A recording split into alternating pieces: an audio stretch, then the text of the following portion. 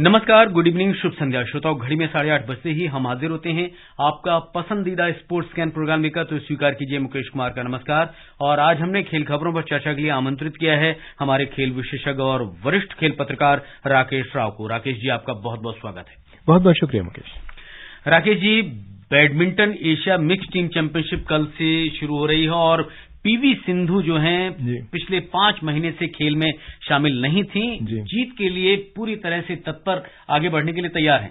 बिल्कुल, देखिए भारत की जो पूरे जो एक उम्मीदें हैं इसमें मिक्स टीम इवेंट में, सिंधु से हैं, लक्ष्य से हैं, एचएस प्रणॉय खेल रहे हैं। तो ये जो 3 जो प्लेयर्स हैं इसमें, क्योंकि ये मिक्स टीम इवेंट है, हर चीज जैसे आपके पास 2 सिंगल्स प्लेयर्स अच्छे हो सकते हैं, लेकिन इसमें आपको मेन सिंगल्स भी है, विमेन सिंगल्स भी है, men's doubles, women's doubles and mix doubles. Mix doubles की हमारी एक ही जोड़ी है। तो ओवरऑल अगर हम देखेंगे तो ये एक प्लेयर के ऊपर निर्भर नहीं होगा, हमें कम से कम 3 मैच निकालने पड़ेंगे। जी चलिए, और भी खबरों पर आपसे चर्चा करेंगे। अब तक जो हेडलाइंस हैं वो अपने श्रोताओं को बता दें। Badminton Asia mix team championship में भारत का नेतृत्व पीवी सिंधु और एचएस प्रणॉय करेंगे।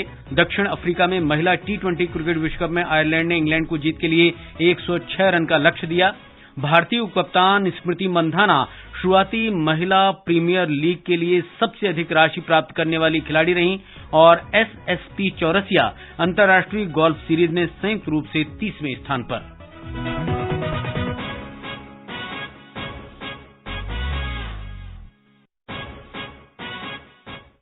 सबसे पहले बात करते हैं बैडमिंटन की। दुबई में कल से शुरू हो रही badminton Asia mix team championship में भारत का नेतृत्व पीवी सिंधु और एचएस प्रणॉय करेंगे।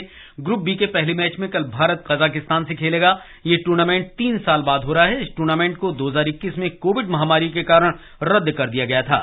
14 से 19 फरवरी तक होने वाली इस टूर्नामेंट में 17 देश चुनौती रखेंगे।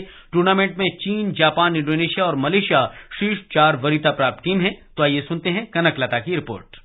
2 बार की ओलंपिक पदक विजेता और दुनिया की 7वें नंबर की खिलाड़ी सिंधु चोट से पूरी तरह उबर चुकी हैं। चोट के कारण सिंधु पिछले साल 5 महीने नहीं खेल पाई थी। बर्मिंघम राष्ट्रमंडल खेलों में स्वर्ण पदक जीतने के बाद चोट के कारण सिंधु को विश्व चैंपियनशिप से हटना पड़ा था और वो पिछले सत्र के बाकी हिस्से से भी बाहर हो गई थी। नए सत्र में मलेशिया ओपन और फिर इंडिया ओपन में पहले दौर में शिकस्त के बाद सिंधु की नजरें इस टूर्नामेंट में जीत पर टिकी हुई हैं। महिला सिंगल्स में सिंधु के साथ आकर्षि कश्यप टूर्नामेंट में नजर आएंगी। आकर्षि ने पिछले महीने बांग्लादेश अंतर्राष्ट्रीय चैलेंज टूर्नामेंट का खिताब जीता था। पुरुष सिंगल्स में दुनिया के 8वें नंबर के खिलाड़ी प्रणय और 10वें नंबर के खिलाड़ी लक्ष्य सेन पर भारत की उम्मीदें टिकी हैं। पुरुष डबल्स में चोटिल सात्विक साईराज रंकीरेड्डी की गैर मौजूदगी में चिराग शेट्टी और ध्रुव कपिला चुनौती रखेंगे। सात्विक कूल्हे की चोट के कारण प्रतियोगिता से हट गए हैं। सात्विक की गैर मौजूदगी में पुरुष डबल्स में भारत का कमजोर पक्ष रहेगा और ध्रुव तथा चिराग की जोड़ी के लिए एशिया की अन्य शीर्ष जोड़ियों की चुनौतियों से पार पाना आसान नहीं होगा। पुरुष डबल्स में एक अन्य जोड़ी कृष्ण प्रसाद गारगा और विष्णुवर्धन गौड़ भी खेलते नजर आएंगे। Kanaklata, sports scan. तो इस टूर्नामेंट में पीवी सिंधु तो अपने दमखम के साथ उतरे हैं, एचएस प्रणॉय भी उतरेंगे, लेकिन उनके साथ जो दूसरे खिलाड़ी हैं वो भी कहीं से भी कमजोर नहीं हैं। पिछले टूर्नामेंट्स में अच्छा प्रदर्शन करके आगे आ रहे हैं। मुकेश जी, देखिए ऐसा है, ये जो चैंपियनशिप है, ये जैसे वर्ल्ड चैंपियनशिप, ये जो वर्ल्ड की जब सब टीमें खेलती हैं तो उसे कहते हैं सुदीर्मान कप जी। उसी का ये एशियाई रूप है। इसमें सिर्फ एशियन कंट्रीज खेल रहे हैं। और क्योंकि बैडमिंटन एक ऐसा खेल है जहां पे कि एशिया के जितनी भी कंट्रीज हैं उसका दबदबा बहुत होता है जी। चाहे आप उसमें चाइना ले लीजिए, जापान ले लीजिए, कोरिया ले लीजिए, इंडिया ले लीजिए, ये सब अब यहीं पे है। अब इसमें होता क्या है कि जब आप ऐसे कंट्रीज जब आपके पास खेल रहे हैं तो और आपको सिर्फ अपना मैच निकालना है, बाकी टीम के साथ खड़े रहना है आपको। ये भी नहीं होता कि आपका मैच खत्म हुआ, आपने अपना बैग उठाया और आप चल दिए, ऐसा नहीं है, क्योंकि टीम चैंपियनशिप है। और क्योंकि सिंधु का फॉर्म बिल्कुल अच्छा नहीं रहा है इंजरी के बाद, 2 मैच खेली और दोनों हारी हैं, तो उनका रिकॉर्ड अच्छा नहीं है। मैंने उनकी मूवमेंट यहां भी देखी, इंडियन ओपन में इम्प्रेस नहीं किया उन्होंने, और मलेशिया ओपन के भी फर्स्ट राउंड में वो कैरोलिना मरीन से हार गई थी, यहाँ पे वो इंडोनेशिया की खिलाड़ी से हारी। तो ओवरऑल अगर हम उनको देखें तो उनको भी प्रूव करने के लिए कुछ है, और ये टूर्नामेंट बिल्कुल सही है। आपका जो ग्रुप है उसमें सिर्फ मलेशिया एक स्ट्रांग टीम है जिसने हमको कॉमनवेल्थ गेम्स में हराया था। तो आपको ये याद रखना है कि जो बाकी जो 2 टीमें हैं, कजाकिस्तान और एक और जो एक हल्की टीम है, उसके अगेंस्ट आपके पहले 2 मैचेस हैं। अगर इन 2 मैचेस में आपको अपना रिदम मिल जाता है तो फिर आप मलेशिया के साथ ये उम्मीद कर सकते हैं कि सिंधु जीतेगी, क्योंकि मलेशिया की कोई खिलाड़ी सिंधु से ऊपर रैंक नहीं है जी। तो ये उनको कॉन्फिडेंस के लिए सिंधु के, क्योंकि आगे चल के बहुत सारे इंडिविजुअल टूर्नामेंट्स हैं, ऑल इंग्लैंड अभी ज्यादा दूर नहीं है, उससे पहले उनको एक ऐसा टूर्नामेंट चाहिए। और अगर अपना लय अगर उन्हें मिल जाती है जो भी उनकी जरूरत है, तो मेरे ख्याल से ये आगे के लिए बहुत अच्छा होगा। बिल्कुल। महिला डबल्स में भारतीय चुनौती का नेतृत्व राष्ट्रमंडल खेलों की कांस्य पदक विजेता त्रिशा जौली और गायत्री गोपीचंद की जोड़ी करेगी। इसके अलावा अश्विनी भट्ट और शिखा गौतम की जोड़ी भी इसमें शामिल है। मिक्स डबल्स के लिए सिर्फ ईशान भटनागर और तनीषा क्रिस्टो की जोड़ी टीम में शामिल है।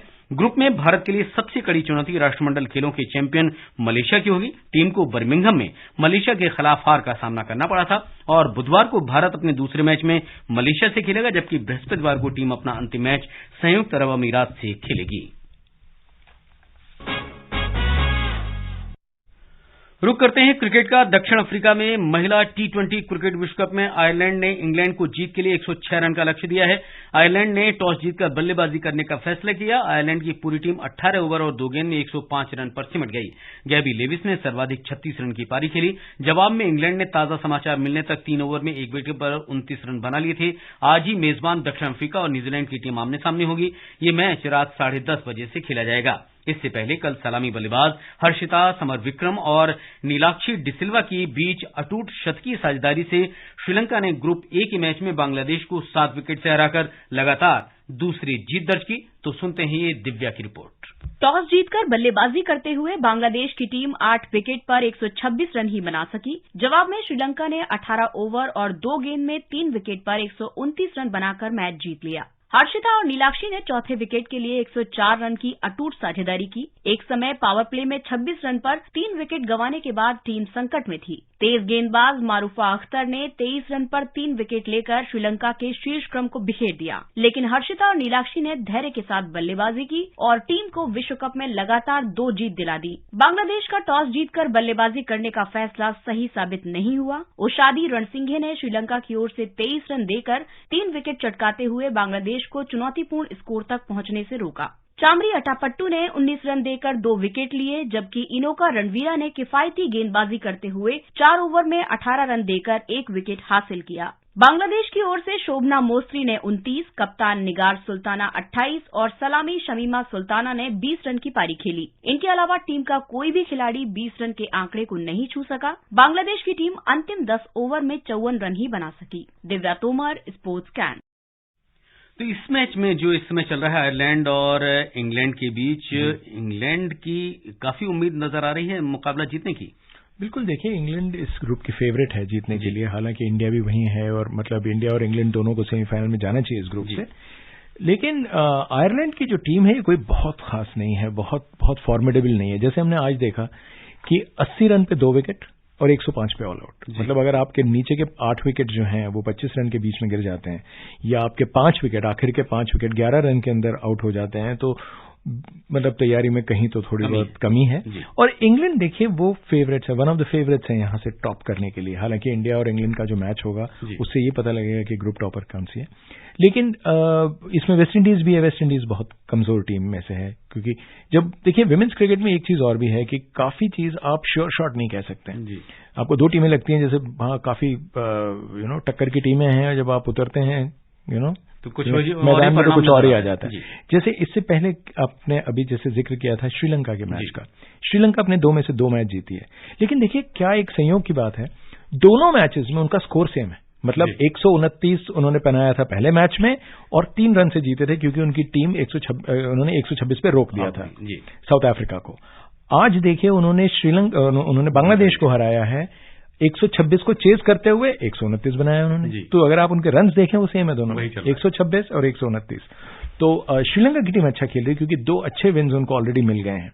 तो उनका भी मेरे ख्याल से सेमीफाइनल की तरफ जाने का जो रास्ता है वो काफी हद तक क्लियर हो गया है। अगर हम भारत की बात करें, कल पाकिस्तान को तो बड़े ही आराम से हराने में सफल रही है, लेकिन इस टूर्नामेंट में भारत के लिए सबसे कड़ी चुनौती कौन सी टीम दे सकती है? देखिए जब अभी आप लीग से बाहर निकलते हैं, देखिए पाकिस्तान को तो हराना था, ये कोई बहुत मुश्किल टास्क नहीं था।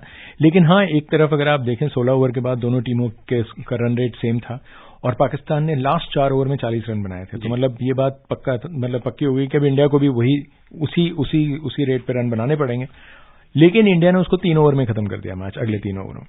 तो कहने का मतलब ये है कि पाकिस्तान बहुत अच्छा खेले। अपनी जिंदगी में उन्होंने, अपने हिस्ट्री में, इतिहास में कभी भी वर्ल्ड कप मैच में कभी भी इतने रन नहीं बनाए थे जो उन्होंने कल इंडिया के साथ बनाया। तो टीम तो अच्छा खेली, लेकिन आपने बात की कि इंडिया के लिए एक अच्छा मैच हुआ, टेस्ट अच्छा था।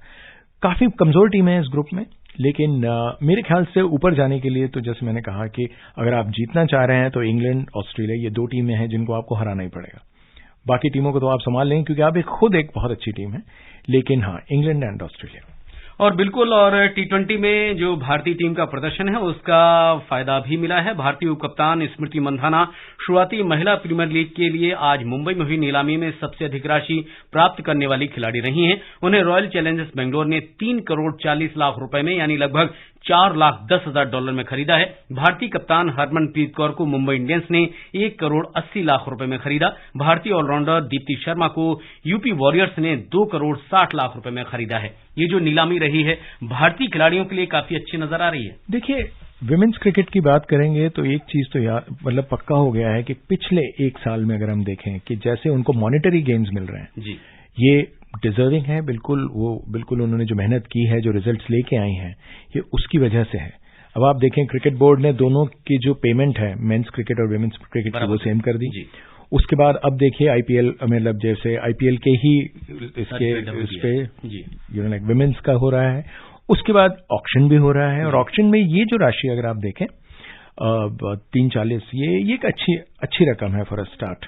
हालांकि हरमन को थोड़ा लगेगा जरूर कि मेरी तो ऑलमोस्ट उससे आधी है, लेकिन वो एक अजीब सी बात है। दीप्ति को अच्छे पैसे मिले हैं, सही बात है, लेकिन देखिए कुछ होता है कि आपको किस वक्त आप कौन से प्लेयर के लिए आप आप बड़े पूरी दमखम से आप लगते हैं कि हमें ये प्लेयर चाहिए।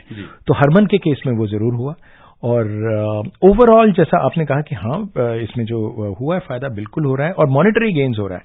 अभी क्रिकेटिंग जो हम वैल्यू की बात करते हैं या जो कंट्रीब्यूशन की बात करते हैं, उस पर अभी मेहनत होनी बाकी है। भारत और ऑस्ट्रेलिया के बीच तीसरा क्रिकेट टेस्ट मैच धर्मशाला में नहीं खेला जाएगा। इस मैच को इंदौर के होलकर स्टेडियम में स्थानांतरित कर दिया गया है। धर्मशाला के स्टेडियम का आउटफील्ड तैयार न हो पाने के कारण यह फैसला लिया गया है। भारत और ऑस्ट्रेलिया के बीच 4 टेस्ट मैचों की श्रृंखला 9 फरवरी से खेली जा रही है, और तीसरा टेस्ट मैच 1 मार्च से 5 मार्च तक इंदौर के होलकर स्टेडियम में खेला जाएगा। उधर भारत के शुभमान गिल को जनवरी 2023 के लिए ICC men's player of the month का पुरस्कार दिया गया है। उन्होंने न्यूजीलैंड के डेवॉन कॉनवे और अपने ही देश के मोहम्मद सिराज को पीछे छोड़कर यह पुरस्कार जीता है। महिला क्रिकेट की बात करें तो दुबई में आज अंतर्राष्ट्रीय क्रिकेट परिषद ने इंग्लैंड की ग्रेस स्प्रियंस को जनवरी 2023 के लिए आईसीसी महिला प्लेयर ऑफ द मंथ का पुरस्कार दिया है। आईसीसी अंडर-19 महिला T20 विश्व कप में शानदार प्रदर्शन करने के बाद स्प्रियंस आईसीसी महिला player of the month award पाने वाली सबसे कम उम्र की महिला खिलाड़ी बन गई हैं। और रुक करते हैं गोल्फ का। ओमान के मस्कट में एसएसपी चौरसिया ने अपने 2023 अंतर्राष्ट्रीय सत्र की अच्छी शुरुआत करते हुए $20 लाख इनामी राशि की अंतर्राष्ट्रीय गोल्फ सीरीज में संयुक्त रूप से 30वां स्थान हासिल किया है। वे भारतीय गोल्फर में शीर्ष पर रहे हैं। चौरसिया ने 75, 71, 72 और 73 का स्कोर बनाया, जबकि राशिद खान के साथ वे संयुक्त रूप से 30वें स्थान पर रहे। एशियाई टूर पर 2 बार के विजेता राशिद ने 70, 77, 70 और 74 का स्कोर बनाया। जापान के ताकुमी कनाया ने देश के बाहर पहला पेशेवर खिताब जीता। उन्होंने अंतिम दौर में 1 अंडर 71 के स्कोर से कुल 10 अंडर का स्कोर बनाया। जापान के 24 साल के कनाया ने अमेरिका के बैरी हेंसन और थाईलैंड के सेडम कईवाजांका को 4 शॉट से पीछे छोड़ा। अन्य भारतीयों में शिव कपूर और ज्योति रंधावा संयुक्त रूप से 43वें स्थान पर, जबकि गगनजीत भुल्लर संयुक्त रूप से 53वें स्थान पर रहे। एस चिक्का रंगप्पा ने संयुक्त 64वां और हनी बैसोया ने संयुक्त रूप से 77वां स्थान हासिल किया है। कुल मिलाकर चौरसिया की जो सफलता है उसको तारीफ मिलनी चाहिए। देखिए, चौरसिया काफी टाइम से फॉर्म में नहीं है, और क्योंकि इंडियन ओपन होने वाला है अभी अगले 2 हफ्ते बाद इंडियन ओपन है, और वो इंडियन ओपन 2 बार जीत चुके हैं, तो फॉर्म में आने की जरूरत है। हालांकि ये स्कोर कोई बहुत इंप्रेसिव नहीं है, लेकिन हाँ अभी कम से कम वो रिदम में आ रहे हैं, ऐसा लग रहा है, और मेरे ख्याल से उम्मीद की जानी चाहिए कि वो अभी जब वो गुड़गांव में खेलेंगे अच्छा करेंगे। बिल्कुल। तो श्रोताओं, ये था हमारा आज का स्पोर्ट्स स्कैन कार्यक्रम। आज हमने आमंत्रित किया था खेल विशेषज्ञ राकेश राव को। राकेश जी, आप हमारे स्टूडियो में, आपका बहुत बहुत शुक्रिया। बहुत बहुत